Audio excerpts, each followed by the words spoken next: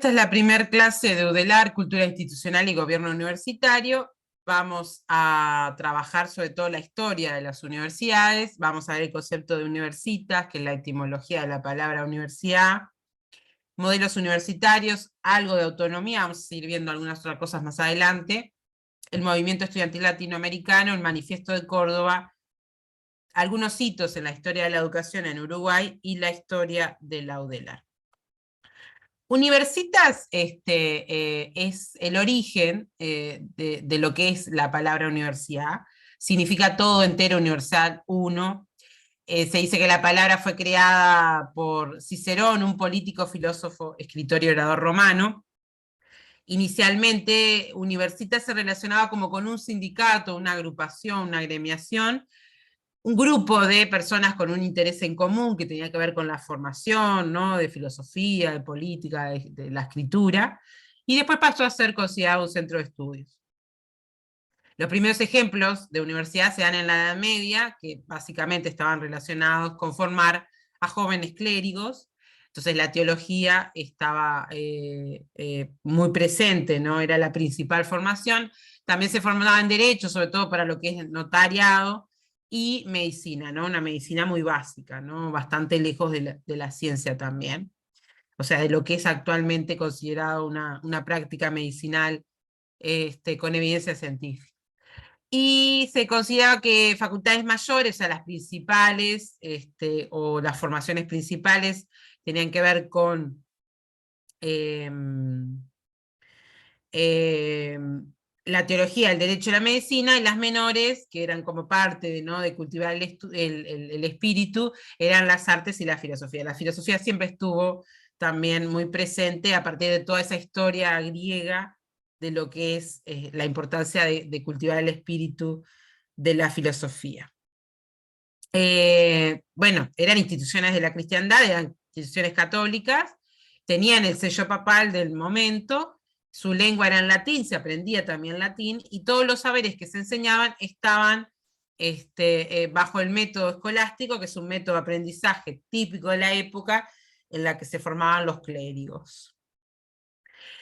Lo que nosotros conocemos como universidades actualmente nacieron en el Renacimiento, en el siglo XI, siglo XII, primero en torno a la filosofía y a la teología, y después se fueron integrando las artes, la tecnología, el derecho, la medicina, la matemática y las ciencias naturales. A partir de tener otros intereses de formación, de conocimiento, es que también empiezan a necesitar cierta autonomía de los poderes de turno, ¿no? Llámese la iglesia o el reinado. En el siglo XII se crearon 4 universidades en Europa, la de Berlín, la de París, la de Oxford y la de Montpellier, que también es francesa, y se dicen que son estos modelos de países los típicos modelos universitarios que encontramos hasta hoy. De ahí se expandieron por Europa, ya los años siguientes, en el siglo XV, se decía que había una centena de universidades, y a partir del siglo XV también empiezan a aparecer por los continentes que se iban colonizando. En realidad es un proceso un poco posterior, pero ya más al siglo XVIII, digamos. Pero bueno, en realidad a partir de la colonización también las personas que van a las colonias también van a las universidades europeas a estudiar, pero también empiezan a exigir la necesidad de que aparezcan universidades en las colonias. Por eso Argentina es un gran ejemplo también, que tiene sentido también con las reformas, porque bueno, es uno de los países en ese tiempo, una de las colonias, que obviamente no se llamaba Argentina, ¿no? Que empiezan a demandar también instituciones universitarias en las colonias, ¿no? Y se dice que son modelos predominantes esos que están relacionados o atados a esas primeras universidades. El modelo de Berlín, que es promovido por Guillermo von Humboldt, que él hace un foco en la investigación, porque la familia von Humboldt, en esa época era Prusia, eran prusianos, era una familia burguesa que motivó a sus hijos o estaba interesado por la educación de sus hijos de manera importante, y en realidad todos los von Humboldt son conocidos históricamente, han tenido un papel predominante en diversas cuestiones. Guillermo von Humboldt en lo que tiene que ver con la educación, y Alexander von Humboldt era un político en ese momento. Guillermo tenía un espíritu investigador, él le interesaba como conocer cuestiones de la investigación, ¿no? De la ciencia, del conocimiento, y es por eso que es un modelo que fomenta la investigación, y que más allá de formarse en una carrera como tal, el espíritu que reina en el modelo de Berlín es la investigación, es el conocimiento. Y es un ejemplo claro de lo que plantea Guillermo von Humboldt. Después está el modelo francés, un modelo totalmente distinto, porque es un modelo para lo que es la conformación del Estado, digamos, que es la formación para la burocracia. O sea, cuando los reinados empiezan a necesitar administradores, y empiezan a generar burocracia, necesitan gente que administre esa burocracia. Entonces es un modelo en el que predomina la enseñanza del derecho, de la administración, la contabilidad, ese tipo de cuestiones, y es una formación profesionalista.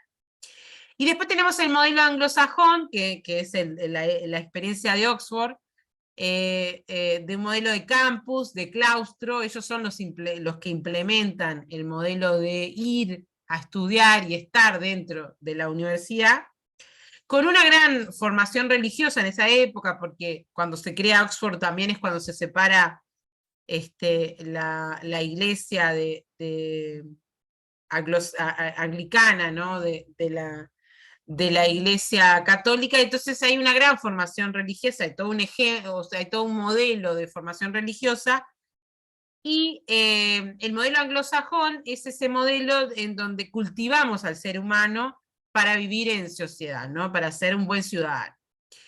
Es el ejemplo que hasta ahora reina en el mundo anglosajón, Inglaterra, Estados Unidos, en donde uno tiene una formación diversa para ser una persona ilustrada, integrada a la sociedad, pero en realidad no tiene una licencia a los 4 años, sino que las licencias pasan a tener a partir de los doctorados. Porque justamente lo que uno iba a aprender era un saber general de todo el tipo de disciplinas.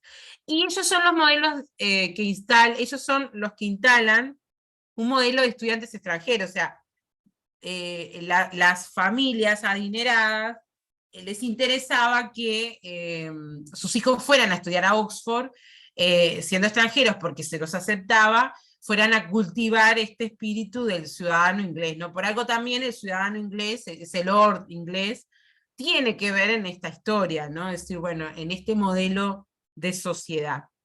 Y después está el modelo latinoamericano, que es un modelo que busca, la extensión siempre estuvo presente en las universidades, en esto, bueno, el relacionamiento con la sociedad, pero es un modelo que lo exalta, lo pone como principal, y bueno, y que en realidad también es un modelo que está influenciado por los otros modelos, o sea, por la mirada a Europa.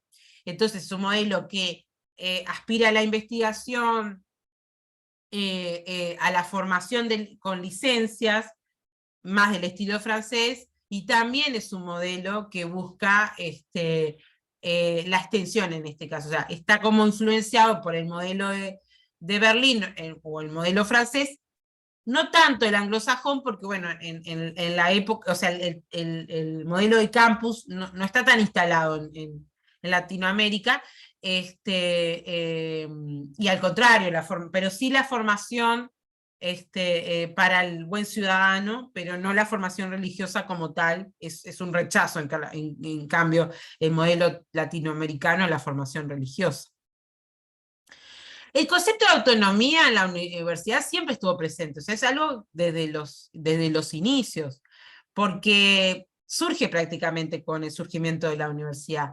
El primero en reclamar la autonomía al rey fue Humboldt, que más sobre el siglo XV se empezó a acentuar el poder de los reyes, y bueno, y ahí hay una serie de autores posteriores a Humboldt también, en reclamarle la separación de la influencia del rey a las universidades. Pero Humboldt ya planteó cierta autonomía de los reyes sobre todo, ahí está mucho más relacionado al gobierno. Y hay otros filósofos muy conocidos alemanes que también van a reclamar que los reyes no se metan en la universidad. Porque bueno, en esa época los reyes insistían mucho en tener personal altamente calificado para la administración del rey. Entonces, empezaron a poner mucho más dinero en las universidades, pero empezaron a exigir ciertos controles. En una universidad que al tener el modelo humboldtiano, es un modelo de cultivar el espíritu investigador, entonces es un modelo quizás que está mucho más acentuado a la ciencia y no tanto quizás al derecho, y bueno, y acá los reyes pretenden que el planteo sea otro, y más de cultivar el espíritu investigador como la base de la universidad, a buscar acá un modelo mucho más burocrático, mucho más francés, ¿no? Entonces, en ese sentido, la autonomía ha sido reclamada desde sus momentos, ¿no? O la necesidad de tener separada la universidad o estas universitas del Estado aparecieron ya con la Universidad de Berlín, ¿no? Las universidades fueron intervenidas por los reyes, y eso se lo tomó como una lesión. Y bueno, hay notas, cartas de distintos filósofos que plantean esto de que, bueno, que el rey nos deje en paz, digamos. Pero bueno, tenían un tema que recibían dinero de los reyes, pero no eran libres de gastarlo, si obviaban los intereses reales. Entonces era complejo la posibilidad de financiación si no se resumía a los intereses de los reyes. Entonces hay una lucha por la separación, por la autonomía del rey, pero después también va a ser de la iglesia, que sobre todo va a ser el movimiento latinoamericano. Y a mí me gusta este concepto que es de Victoria Candel, que dice que la república, nosotros vivimos en una república grande, que es el Estado, y las universidades son una república chica, porque bueno, las universidades son un modelo representativo de democracia, distinto al modelo de la república grande en el caso de Uruguay, pero son una república chica, o sea, son un pequeño reinado, digamos, o un pequeño, pequeña república democrática dentro de una república más grande. Ese concepto a mí me encanta porque es real, ¿no? Decir, bueno, son una república porque tienen una autonomía en particular. Y eso es bien interesante y significativo de traer. El movimiento estudiantil. Bueno, hay que tener en cuenta que se dicen que los movimientos estudiantiles son prácticamente únicos en Latinoamérica. Si bien hoy en día hay movimientos estudiantiles en Europa, por ejemplo, no son un ejemplo del legado del modelo estudiantil latinoamericano. O sea, son una cuestión mucho menos organizada, mucho más difusa. Pero por ahí hay unos cuantos autores que plantean que es prácticamente único el movimiento estudiantil que nosotros conocemos, propio de lo que es el continente latinoamericano, y Fisher plantea que es el que posee el cuerpo de estudiantes universitarios más activo y poderoso políticamente del mundo. O sea, ha tenido una presión hacia la política muy fuerte el movimiento latinoamericano, estudiantil universitario sobre todo, ¿no? Acoplado que también ahora hay movimientos estudiantiles de educación media, también teniendo fuerza, pero el universitario es el más activo y poderoso. Y bueno, y en realidad se dice que existen dos grandes dimensiones, también lo dice Fisher, que tiene que ver una con lo que es lo gremial, ellos se consideran un gremio, los movimientos estudiantiles en Latinoamérica, perdón, y tiene una dimensión política, partidaria, política institucional, democrática muy fuerte, ¿no? Grandes líderes políticos emergieron del movimiento estudiantil. Acá yo puse es un salpicado importante porque no son de las mismas épocas. Diodoro Roca es un político relacionado con la reforma de 1918 de Córdoba, un gran intelectual, que obviamente es del movimiento también tuvo una fuerte presencia política en Córdoba.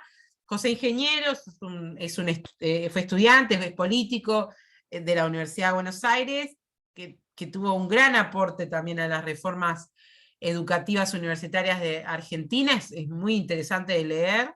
Baltasar Brum, como otro ejemplo de movimiento estudiantil en Uruguay, también relacionado con ciertas reformas educativas. Gabriel Boric, como otro ejemplo nada que ver, pero que bueno, que en realidad creo que hoy en día el movimiento estudiantil chileno es muy importante de reconocer, porque todo este estallido social que deviene en un intento de cambio de constitución, surge por los movimientos que le dicen los pingüinos, por el uniforme que utilizan, donde Gabriel Boric era uno de los fundadores de su centro estudiantil, en su colegio, llegó a ser presidente hoy, ¿no? O sea, si estará relacionado con la política.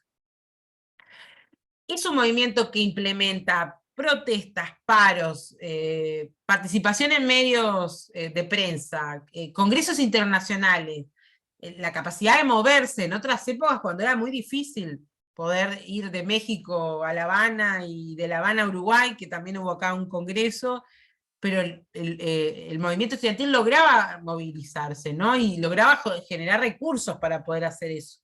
Creación de federaciones internacionales, de uniones, proclamas, discursos que aparecían en medios, que se entregaban a los rectores, a los políticos de turno. Realmente el movimiento estudiantil latinoamericano es impulsor de novedosas medidas de modernización que se pide, no solo en las universidades, sino también al gobierno. Y también lo que es la secularización de las universidades y el gobierno. Nosotros somos producto, digamos, de mucho del movimiento estudiantil, ¿no? O sea, ellos se consideran un gremio, o sea, en la condición de estudiante, ¿no? Como la condición de trabajador. Porque ahí hay una diferencia con Europa. Europa tiene un movimiento obrero, ¿no? O sea, los estallidos sociales que suceden hasta este momento siempre están relacionados con sindicatos obreros. En cambio, nosotros tenemos, si bien el movimiento obrero también es fuerte en Latinoamérica, tenemos un movimiento estudiantil fuerte, ejemplo hoy en día también que le decía de Chile, que es un ejemplo, ¿no? Decir, bueno, mirá lo que lograron y salió de las universidades o de los colegios, eh, y que tienen otra condición. Entonces hay autores que plantean que generan otro modelo de juventud. Las juventudes latinoamericanas están muy permeadas por el movimiento estudiantil latinoamericano y hacen otro modelo de juventud, ¿no? En donde no es el trabajador el que sale, o también sale el estudiante. El estudiante como con una condición, como si fuera un trabajo también, el ser estudiante, ¿no? Como la condición de estudiante, es un gremio, se considera gremio, ¿no? Porque la condición de estudiante los une.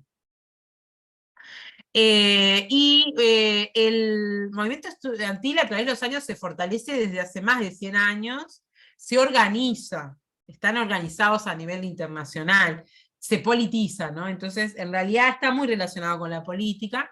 Bortagaray en 2012 plantea que hay una tendencia del movimiento hacia la militancia y a la politización, es muy poco probable que no sean politizados, y que uno pueda creer que no se puedan politizar los movimientos estudiantiles, porque siempre han estado ligados a la política, fuertemente influenciados por el anarquismo y el comunismo. O sea, hay ejemplos claros, ¿no? de acuerdos con lo que son los movimientos anarquistas y comunistas. De hecho, salen, digamos, del movimiento estudiantil. Y la noción de gremio es una característica importante, ¿no?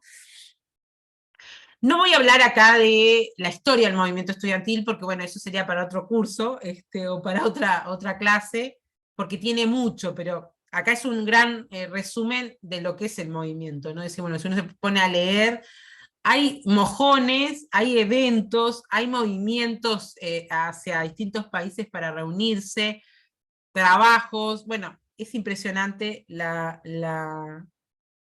el conocimiento generado por el movimiento, ¿no? Y bueno, y hay toda una cuestión de una agrupación que se va también organizando en estructuras con cometidos, con estatutos, con normativas, todo eso viene en la calidad de gremio.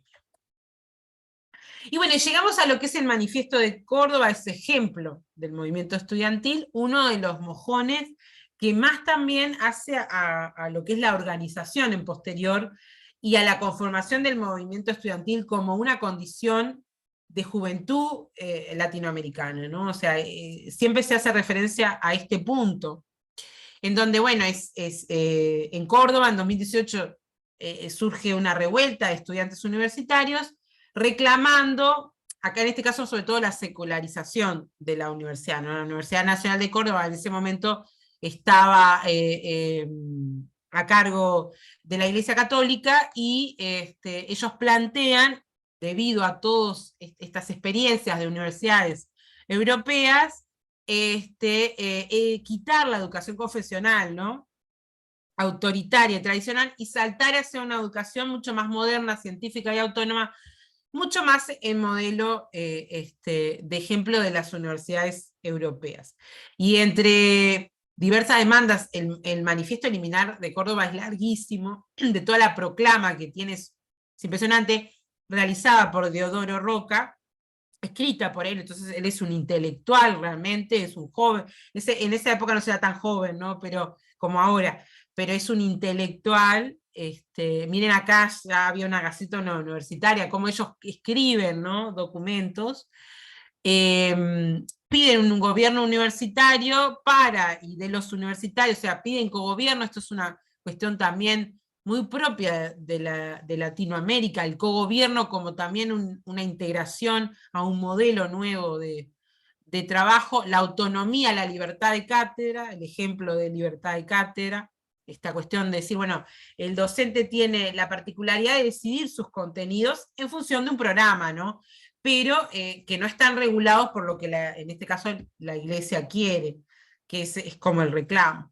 Y plantear la función social de la universidad. Siempre estuvo la discusión en Europa de la función social de la universidad, pero siempre fue una discusión, digamos, siempre fue un debe.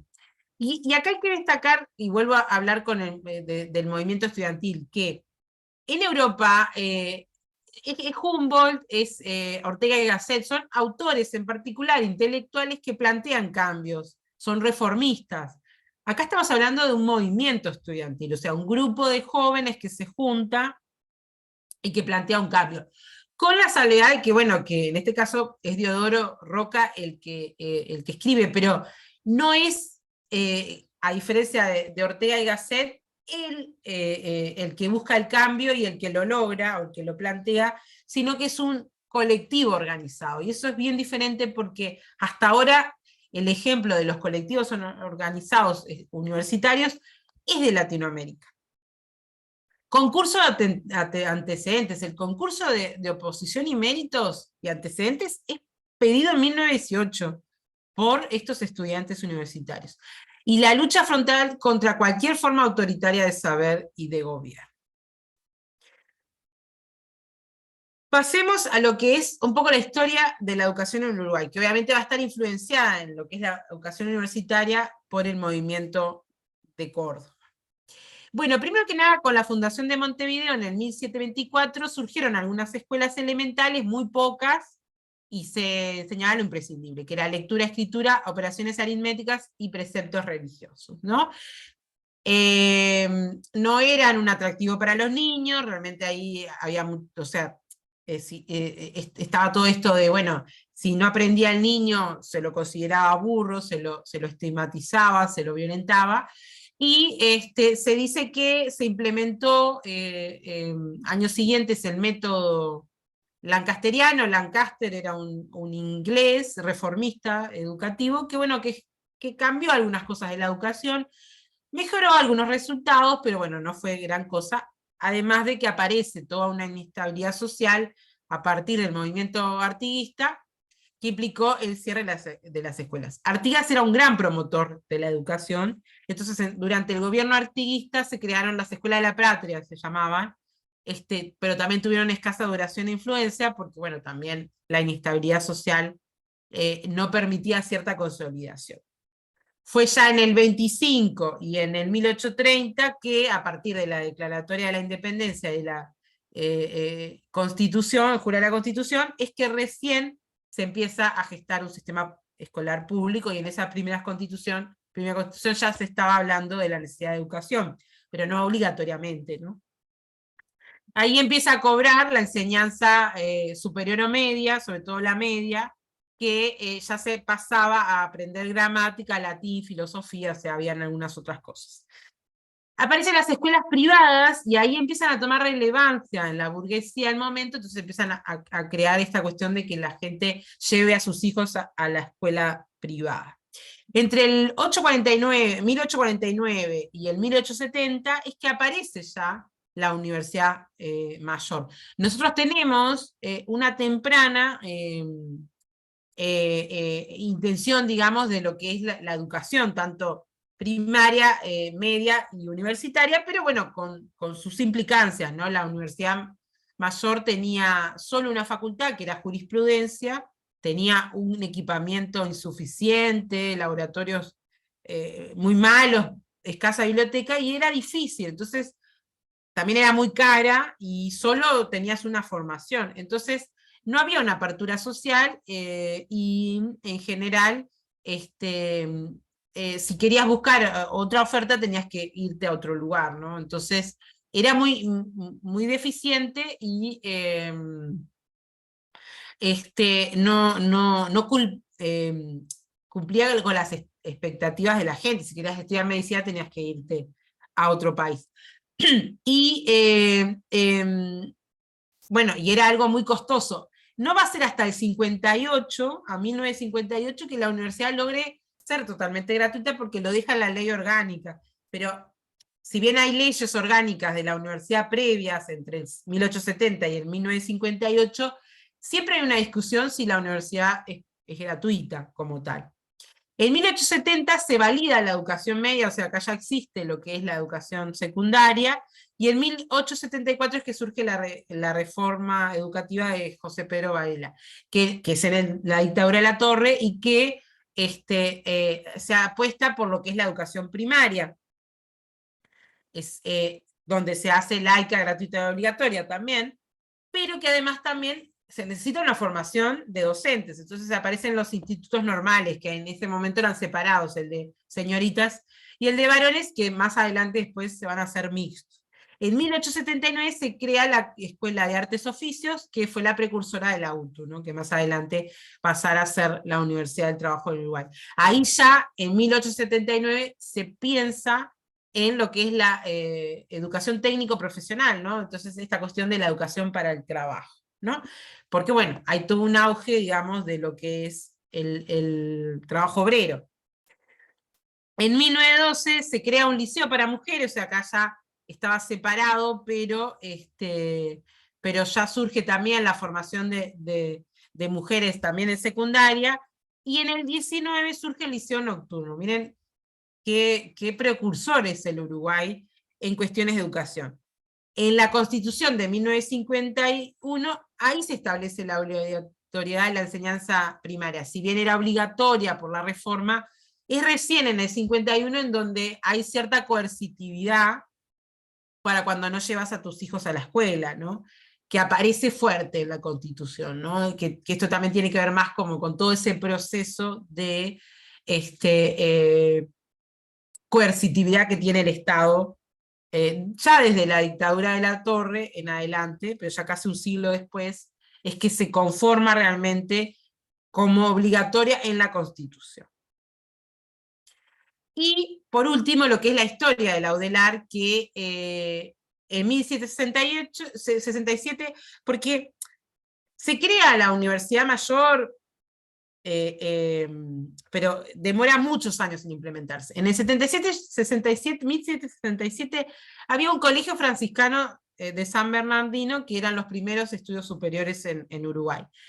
Como ven, era de la Iglesia Católica, porque bueno, tenía sentido. Y hasta el 49, que si bien se crea entre el 33 y el 49 en la Universidad Mayor, pasan varios años para realmente lograrse la inauguración y la instalación, que también era en esa época católica, y que fue el presbítero, el Dámaso Antonio Larrañaga, el primer rector, digamos, de esta universidad. En 1850 a 1885 se le dice lo que es la Universidad Vieja, que es cuando empiezan a crearse distintas cátedras y empieza a haber primeras estructuras, reglamentos. Con el gobierno de Latorre se promulga una ley de educación común. Acá cuando estamos hablando que Varela hace una propuesta de reforma educativa, y también ahí se interviene la universidad con cambios en el reglamento, porque la dictadura de Latorre tiene gran interés en la educación, ¿no? Entre el 1885 y 1908 está lo que se llama la Universidad Moderna, que es cuando aparece el positivismo como fuerza imperante. Se dice que acá en Latinoamérica se hizo un positivismo tardío, que es que en Europa influye el positivismo de Comte, ¿no? Muy fuerte, pero bueno, cuando ya se veía que no era la solución para la ciencia como tal, o sea, que se puede hacer ciencia con otros métodos también, es recién cuando empieza a llegar a Latinoamérica. Entonces acá nosotros tenemos el efecto del positivismo tardío, cuando Europa ya lo destierra como un posible único modelo de investigación científica. Y acá aparece también la necesidad de reorganizar las facultades y de generar otras. Y bueno, y con el gobierno de Valle y Ordóñez se apoya la gestión de Eduardo Acevedo como rector, y se empiezan a generar ciertos créditos públicos del país para financiar universidades. Ahí aparece la ley de 1908, que es una ley interesante, porque bueno, después a la del 58 ya es una ley que, bueno, plantea cierta gratuidad de ciertas cátedras, pero no de todas, y bueno, ya trae dinero del Estado a la universidad de manera importante, ¿no? Es una época además de bienestar del Estado, que aporta un presupuesto genuino, más interesante, más significativo a la universidad.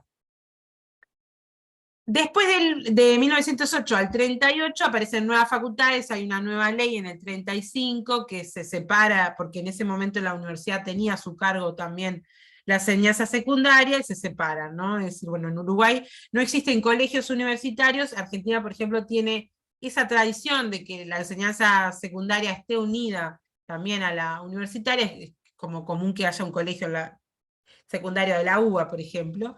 Es muy común. Nosotros tuvimos esa experiencia hasta el 38, cuando después se separa. Y bueno, y ahí empieza a crecer parte de la matrícula estudiantil, y aparece lo que es los movimientos reformistas. Estamos hablando que en el 18 está la reforma de Córdoba, y la FAU se crea en el 29, ¿no? O sea que acá ya también estamos hablando del movimiento estudiantil ya organizado. Después, entre el 35 y el 58 es cuando se exalta todo el proceso de autonomía y cogobierno, y se logra la ley orgánica del 58, que es la que tenemos hasta hoy, que en esa ley se establece la gratuidad de la enseñanza de grado y de posgrado, podríamos decir también, pero en ese momento era inexistente, pero la enseñanza de grado, y se implementa el cogobierno, que ya se venía peleando desde el 18, se resuelve con la ley de 1958, en la que se implementa también la autonomía y cogobierno, se define en la Constitución. Entonces también hay una serie de reformas del Estado que habilitan después la creación de la ley, que es la 12.549. Entre el 58 y el 73 es la universidad nueva, es el crecimiento de este modelo autónomo de cogobierno, que tenía un cogobierno tenía una autonomía en el presupuesto y una autonomía en las decisiones de gobierno, hasta llegar al 73, que también con el estallido social y los movimientos estudiantiles muy fuertes presentes ahí, aparece una intervención, porque bueno, los movimientos estudiantiles universitarios también son los que reclaman los problemas del gobierno de turno, ¿no? Y en ese sentido, bueno, hay una intervención en la universidad, siguen funcionando algunas cátedras, algunas otras no, se cierran, y decae mucho lo que es la investigación, la extensión, ¿no? Hay rectores y decanos que son puestos por la dictadura, y que son funcionales, ¿no? Al gobierno de facto, y bueno, y hace que sea una época en donde universidades o facultades son inexistentes, y algunas otras que no generaban problema, como yo sé, la escuela del servicio social, bueno, esas podían seguir funcionando, no le eran un problema a la democracia, ¿no? Perdón, a la dictadura, perdón.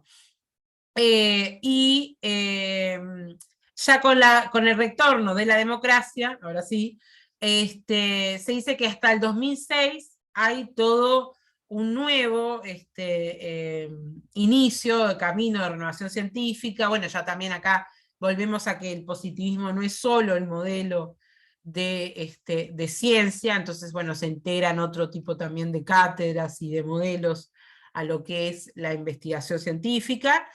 Y también, bueno, hay un planteo de todo un proceso de lo que es la consolidación de la extensión. Y después se dice que entre el 2007, y vamos a ponerle 2020, aunque dice 2021 ahí, está todo el proceso de descentralización de la universidad, como otro mojón. Y yo le agrego, porque esto no lo dice ningún libro, ningún resumen de historia de la universidad, que yo creo que en 2020 en adelante es otro proceso, porque el COVID y el post-COVID también ha generado grandes cambios en nuestras prácticas educativas, entonces es importante también diferenciarlas como tal. Entonces, por ahí un poco lo que es la historia, para después ir hablando de lo que es la cultura institucional a partir de esto, ¿no? Decir, bueno, todo esto es lo que nosotros recibimos hoy como institución, ¿no? Decir, bueno, todo un proceso de historia donde la autonomía y el gobierno son como casi de sus inicios, donde se seculariza la institución para pasar a buscar un modelo de ciencia, primero positivista y después un modelo que incluya otro tipo de metodologías y otro tipo de formatos de investigación, y una institución que logra cambios fuertes por el modelo por el movimiento estudiantil, ¿no? Entonces, muy politizada, también típica, digamos, de los modelos universitarios de América Latina, ¿no? Decir, bueno, es un ejemplo más, si uno tuviera que ver la historia de la Universidad de Córdoba, de la UBA, de la Universidad Nacional de La Plata, de la Universidad de Quito, de la Universidad Nacional de México, va a encontrar también ejemplos, ¿no? De intervenciones, del movimiento estudiantil organizado, de estos procesos de cambio, de secularización, muy similares.